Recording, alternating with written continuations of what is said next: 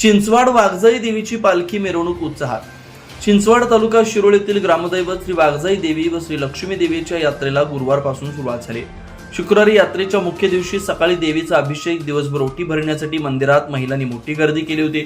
सायंकाळी श्री वाघजाई देवीच्या पालखीची मिरवणूक उत्साहात काढण्यात आली। यावेळी भाविकांनी पालखी मिरवणूक पाहण्यासाठी मोठी गर्दी केली होती।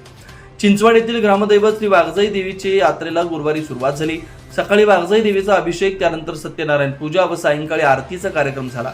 रात्री धनगरी ओव्यांचा कार्यक्रम उत्साहात पार पडला। शुक्रवारी 17 एप्रिलला यात्रेच्या मुख्य दिवशी सकाळी देवीचा अभिषेक घालण्यात आला। तसेच मंदिराच्या उत्कृष्टरित्या सजावट करण्यात आली होती। दिवसभर माहेरवाशीन लेकी व भाविकांनी ओटी भरण्यासाठी मोठी गर्दी केली होती। देवीला नैवेद्य दाखवून सायंकाळी पालखी मिरवणूक काढण्यात आली।